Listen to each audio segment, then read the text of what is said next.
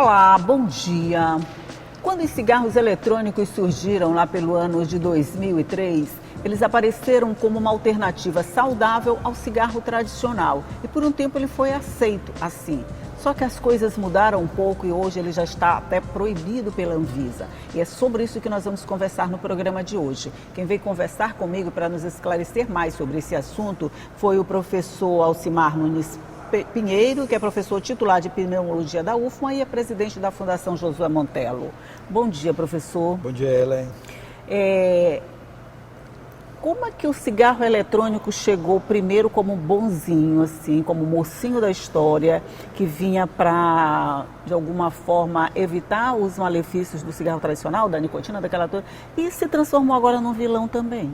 É porque devido à propaganda extensiva, ostensiva, contra o cigarro, contra o tabagismo, então a indústria tabageira viu que ela é como se estivesse perdendo terreno. Isso. Né, para a mídia, para a propaganda, para a imprensa, batendo forte. Isso foi muito bom. E aí eles criaram esse artifício do cigarro eletrônico com todos esses atrativos, né, que o cigarro eletrônico traz, sabor, aroma, mas que tem tabaco. E com isso eles estavam querendo afirmar e vender inicialmente a ideia de que isso seria inclusive uma alternativa para se deixar de fumar. Quando na verdade não era nada disso, não era essa a finalidade, pelo contrário. Era só substituir, eu vou usar uma linguagem aqui bem que todo mundo usa, só substituir 6 por meia dúzia? É mais ou menos isso, porque não se tem ainda, devido ao pouco tempo de uso do cigarro eletrônico, não se tem ainda um tempo para se avaliar o que causa a longo prazo. Mas dá para induzir, porque se tem tabaco, vai fazer o mesmo malefício que o cigarro tradicional. Mas já se sabe, já é provado os benefícios imediatos que o cigarro eletrônico traz, que não tem diferença daqueles malefícios trazidos pelo cigarro tradicional. Quer dizer, os dois, na verdade, eles mudaram a embalagem e a forma de ser vendidos, vamos dizer assim. Mas os objetivos, as consequências são iguais. Iguais. Porque, assim, uma outra finalidade da indústria é que digamos assim, pela arte, né, pelo atrativo que é o cigarro eletrônico, mais elegante, né, mais bonito, mais apresentável. E isso aí é facilmente induzir os jovens a acreditarem que ali estaria uma coisa boa, né, que não faria mal, inclusive. E isso fez com que a adesão ao cigarro eletrônico fosse e é maior entre os jovens do que um fumante antigo de cigarros tradicionais. Ele não volta, ele não vem para cigarro eletrônico. Ele não vem para essa vibe então, aí, né? Então o público visado pela indústria foi exatamente o público jovem, o adolescente, devido àquelas variações emocionais que todo adolescente tem de usar o que é bonito, usar o que está na moda, e aí foi propaganda. Eu não sei se vou falar besteira, mas assim, seria mais ou menos como quando surgiram as propagandas de cigarro, que era aquela coisa bonita, do homem sentado num carrão, dava aquela ideia de poder, de status, né? Você com cigarro, ou então com uma mulher bonita do lado. Então, o cigarro eletrônico veio e fez esse papel de vou te deixar bonito na fita. Isso, exatamente. Usou essa mesma ideia com outros cenários, né? Isso, mas com a ideia outro foi cenário, a mesma. Outro público, isso, né? Isso, exatamente. Você frisou bem. E outro público. Porque qual era a ideia? A ideia era iniciar o jovem para que dali ele continuasse dependente do tabaco. Você falou uma coisa interessante, o fumante mais antigo, mais viciado, ele normalmente não deixa o cigarro tradicional pelo cigarro eletrônico? Não, alguns até o fizeram com a ideia de que foi passada pela indústria de que seria uma alternativa para deixar de fumar. Sim, Ou seja, lembro. Nos programas de cessação de tabagismo se tem várias alternativas. E uma delas que foi vendida não pela classe da saúde, mas por eles, foi vendida de que seria uma das alternativas para fazer quem era fumante deixar de fumar. E é um engodo, porque lá no cigarro eletrônico, alguns deles têm nicotina, que é a substância que vicia, né, que dá adicção, e tem tabaco. Então, tem tudo que o cigarro tradicional tem. Sim, sim. E diga-se de passagem, numa concentração de nicotina até maior do que nos cigarros tradicionais. Daí o estabelecimento do vício ser muito mais rápido do que no cigarro tradicional. Pois é, mas quando passou-se a perceber isso? Porque eu lembro que logo no começo era muito comum todo mundo se exibir com esse era até um símbolo de status, né? O povo jogava aquelas baforadas na cara de todo mundo porque elas eram inofensivas, né? A gente andava correndo do fumante tradicional que jogava fumaça na nossa cara. Isso. Então ver o cigarro eletrônico pareceu que aquilo era bonito, com aquele aroma, com aquele negócio todo, né? Foi só mesmo um tapa no visual. Mas as atenções foram despertadas por um acontecimento que ocorreu nos Estados Unidos, onde surgiram, né, os cigarros eletrônicos, e porque ele tem óleo na sua composição e os primeiros cigarros tinham uma quantidade muito grande de óleo. E isso inalado para o pulmão começou a dar pneumonia, uma pneumonia específica, pneumonia causada por óleo mineral.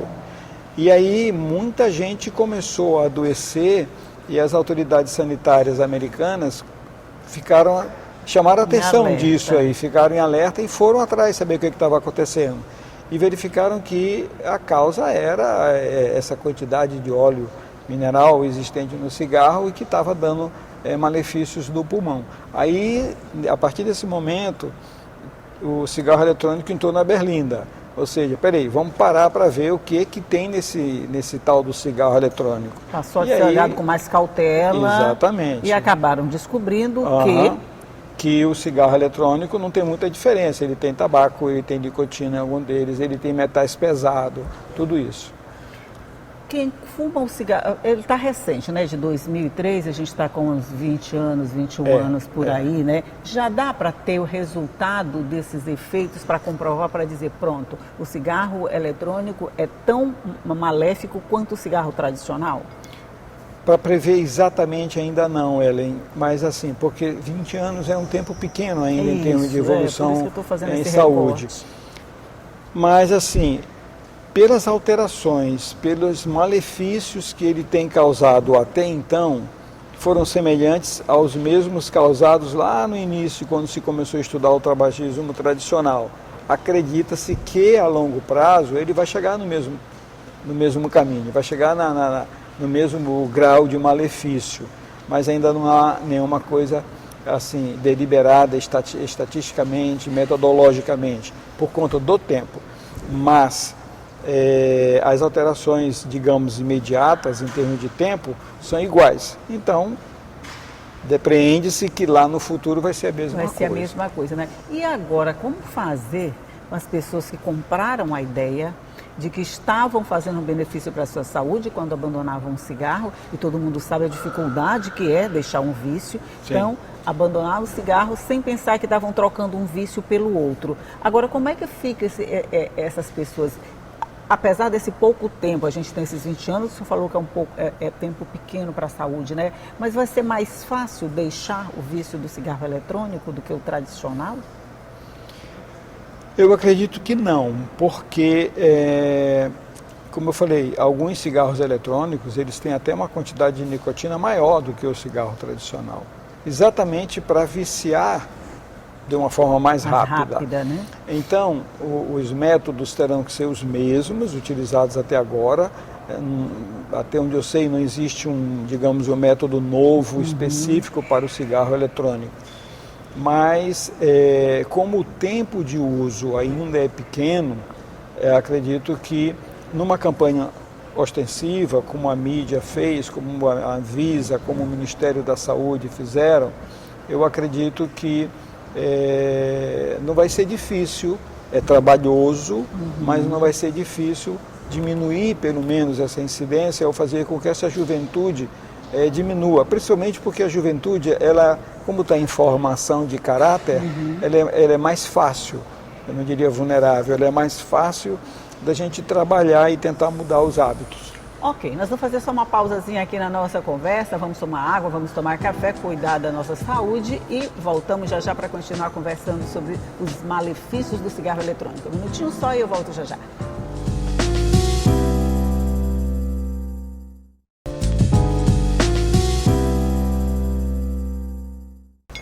Já estamos de volta conversando aqui sobre o uso do cigarro eletrônico, as contradições, as dificuldades e as verdades por trás desse uso. E eu estou conversando aqui com o professor Alcimar Nunes Pinheiro, que é da Universidade Federal do Maranhão. Certo? Professor, a gente já falou sobre tudo que levou o jovem a adotar esse tipo de uso. Talvez a vontade mesmo de abandonar o vício. Vamos falar sobre o vício do cigarro. Por ser uma droga socialmente aceita, ninguém reclama muito, ninguém chama de viciado quem está fumando, normalmente, né? Mas é um vício. Quais são os principais, vamos dizer, os principais males que causam nicotina? E o tabaco, né? As duas substâncias mais perigosas. A gente pode dividir, bom, primeiro, o tabaco, o cigarro, ele tem mais, já isoladas, mais de 7.000 substâncias tóxicas para o organismo. 7.000 É incrível como cabe só naquele cilindrozinho, né? Tóxicas para o organismo. Muito bem. A gente pode dividir em dois, que nicotina, por um lado, que causa o vício, né, a adicção, e os demais, que é o alcatrão, o metal pesado, pólvora, né, e outras coisas. Bem, essas substâncias, quando inaladas, elas causam um processo inflamatório na árvore respiratória, nos brônquios. Causa esse processo inflamatório. E como são vários cigarros fumados ao longo do dia, não é? Para quem fume 10, 20, uma carteira, 2, 3, maço, para quem não é da região, aqui a gente chama carteira, né? A gente chama carteira, né? Carteira de cigarro, né? Em outras regiões chama-se maço. Bom, e a depender da quantidade de maços ou carteira fumados ao dia, o malefício, o grau de inflamação nas vias aéreas, nos brônquios é maior. Consequentemente, as lesões são mais intensas e os malefícios e os resultados dessas lesões chegam mais cedo. Então você tem produção abundante de secreção, né? A gente está numa mesa muito bonita, mas eu vou falar de catarro, né? Uma quantidade abundante de secreção, tosse crônica e numa fase um pouco mais avançada, a falta de ar. A questão grande que nós da saúde enfrentamos no combate ao tabagismo, essa expressão combate ao tabagismo a gente tem deixado de usar porque a gente combate inimigo. E na nossa concepção a gente não deve entender o tabagista como inimigo, mas como alguém que está precisando de ajuda. Né? Então, nessa ajuda para deixar de fumar, que parece uma expressão bem mais aceitável, né? Existem uma série de medidas. E quanto mais cedo a pessoa fumante deixar de fumar, melhor para ela, porque é menos tempo que ela vai deixar de estar jogando substâncias tóxicas para a árvore respiratória, para os brônquios. E aí, o que pode resultar disso? Bom, tem várias doenças. Câncer de pulmão. O câncer de pulmão ele é mais frequente nas pessoas fumantes. Tem câncer de pulmão em quem não é fumante? Sim, mas é menos que 10%. A grande maioria que tem câncer de pulmão mesmo, né? São ou foram fumantes. Uma ideia que eu gostaria logo de corrigir é que as pessoas acham assim, no dia que eu deixar de fumar, no dia seguinte eu estou bem, acabou tudo. Não, não é verdade. Você tem uma ideia, aproximadamente 10 a 14 anos depois que uma pessoa deixa de fumar, a possibilidade de aparecer um câncer de pulmão fica igual a de quem nunca fumou. Então veja, deixou de fumar, mas durante... Mesmo? 10 anos depois você ainda tem consequências disso? Exatamente. 10 anos depois que deixou de fumar, a possibilidade de aparecer um câncer de pulmão ainda é maior do que de uma pessoa que nunca fumou. Mas mesmo assim, qualquer tempo é tempo de deixar de fumar. Qualquer tempo é tempo de deixar de fumar. Além disso, a gente tem a bronquite crônica, que são aqueles pacientes que têm muita tosse, com muito catarro, muita secreção, e nós temos o enfisema pulmonar, que não posso dizer que é a pior, é tão pior quanto a outra, que é o paciente que ao longo do tempo ele vai deixando cada vez mais as suas atividades físicas porque ele tem falta de ar. E uma outra coisa, para finalizar esse tópico, não é só no pulmão que o tabagismo determina câncer. Em todo o organismo, as pessoas que foram tabagistas ou que são tabagistas, elas têm uma possibilidade de desenvolver câncer em outros locais do organismo. Elas ficam mais suscetíveis à possibilidade de aparecer outro tipo de câncer. Isso, Helder. Por exemplo, eu costumo dizer aos meus pacientes o seguinte: façam um exercício. Quando você souber que alguém morreu de câncer, seja câncer de mama, câncer no cérebro, ovário, estômago, qualquer canto, pergunta se nunca fumou. Vai verificar que com frequência aquela pessoa foi um fumante. Não contraiu um câncer de pulmão, mas contraiu câncer, infelizmente, em outro órgão. Deixou o organismo mais sensível, mais vulnerável à possibilidade de aparecimento de câncer. E com o cigarro eletrônico, o fumante passivo, ele também tem esses mesmos, porque diz que o fumante passivo pode ter as mesmas consequências do fumante ativo, né? Só você receber a fumaça na cara já tá valendo. Com o cigarro eletrônico acontece essa mesma coisa, aquela baforada bonita que eles jogam para fora, que é quase uma exibição, quase, né? Mas se aquilo também... Não, acontece sim. A questão do tabagismo passivo é uma realidade. Principalmente que hoje, por exemplo, na nossa terra, a gente vive em ambientes climatizados, fechados. Sim, fechado. E, portanto, se alguém fumar um cigarro eletrônico ou o cigarro tradicional, as pessoas que estão confinadas ali vão ficar expostas a inalar aquela mesma fumaça. E aí, portanto, eu não diria que elas terão a mesma prevalência do fumante ativo, sim. Mas vão ter uma prevalência maior do que quem está lá fora, quem nunca fumou. Ok. A gente pode ver também que as reações já começaram, né? A Anvisa já tomou uma posição a respeito. Aqui na Assembleia Legislativa já foi aprovado um projeto de lei que cria uma semana de conscientização sobre os malefícios do uso do cigarro eletrônico. Você diria que esse tipo de trabalho, esse tipo de campanha pode dar o resultado esperado? Sim, dá sim. Veja, em pouco mais de 10 anos, 15 anos, a prevalência, que é o número de casos, né, de fumantes, a prevalência de tabagismo no Brasil, que era em torno de 40%, 42%, caiu para 19% e já está em quase 12%. E eu fiz uma pesquisa, já tem algum tempo, a realidade hoje já deve ser outra, mas há um tempo atrás eu fiz uma pesquisa, que foi até monografia de uma aluna minha. São Luís era a segunda cidade com menor prevalência de tabagismo. Então, se você observar, Helder, é difícil a gente encontrar alguém hoje fumante. Isso é verdade, é verdade. Então houve uma conscientização muito importante na cidade de São Luís. O pessoal realmente absorveu.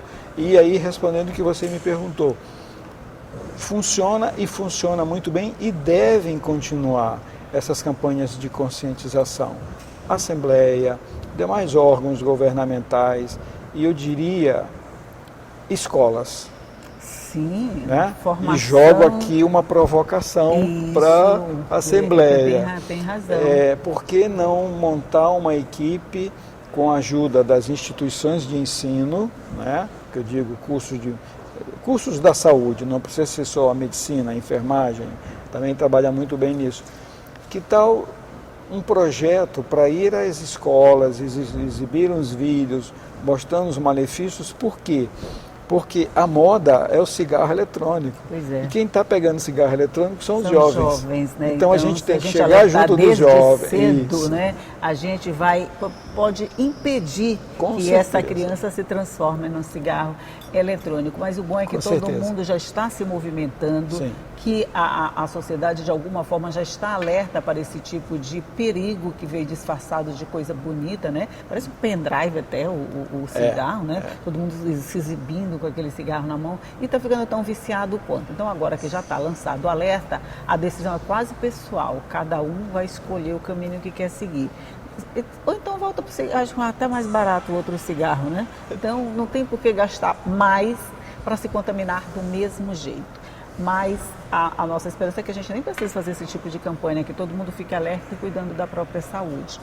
Professor, muito, muito obrigado por estar aqui, por nos dar todas essas explicações. Eu que agradeço a oportunidade e me ponho à disposição para qualquer momento que vocês quiserem, alguns esclarecimentos que acharem oportuno, a gente está sempre à disposição, porque é uma prestação de saúde, de serviço à nossa saúde, né? Obrigada, obrigado. Eu gosto assim de entrevistados disponíveis que estão sempre dispostos a compartilhar informações com a gente. Pois isso eu sou muito um bom. deles. Obrigada, bom dia. Obrigado. Bom dia para você que está aí do outro lado, que já sabe que todo dia eu estou aqui te esperando às 9 horas da manhã com muita informação e café quentinho sempre. Agora é hora de você ficar mais informado ainda com as notícias do Parlamento com Ronald II. Oi, Elda, muito bom dia a você, bom dia a todos os telespectadores que estão acompanhando o Café com Notícias. Por aqui nós estamos firmes e fortes, viu? Na Rádio Assembleia 96.9 FM, no intervalo do Diário da Manhã. Elda, daqui a pouquinho tem sessão plenária, nós já estamos com os nossos olhos voltados para o hall de entrada da Assembleia Legislativa, inclusive com os nossos repórteres posicionados, entrando ao vivo aqui na transmissão do Diário da Manhã. Por quê? Porque daqui a pouquinho tem sessão plenária. Então, esse primeiro momento, primeiro horário da manhã, quarta-feira, a gente fica aguardando essa movimentação se intensificar no plenário do deputado Najib Aico. Daqui a pouquinho, a partir das 9h30 da manhã, terá a sessão plenária e a cobertura completa será feita tanto pela equipe da Rádio Assembleia, quanto pela equipe da TV, site, redes sociais. Enfim, hoje também tem movimentação, possibilidade de movimentação no âmbito das comissões, com encontros na Comissão de Saúde, essa presidida pela deputada doutora Viviane, e também na Comissão de Educação, essa outra presidida pelo deputado estadual Rafael. A gente vai ficar de olho também na tramitação dessas matérias que deverão passar pela apreciação dessas duas comissões, porque afinal as matérias, projetos de lei, por exemplo, passam primeiro no âmbito das comissões e depois seguem para o plenário. Então, será uma manhã de muitas atividades, muitas coberturas. Lembro o telespectador do Café com Notícias que às 1h da tarde eu volto na transmissão do Assembleia em Foco, primeira edição, mais uma vez ao vivo, trazendo a cobertura completa da manhã desta quarta-feira no Parlamento Maranhense. Eu volto com você, Elda Borges. Obrigada, Ronald. Obrigada a você também. Bom dia mais uma vez. Tchau e até a próxima.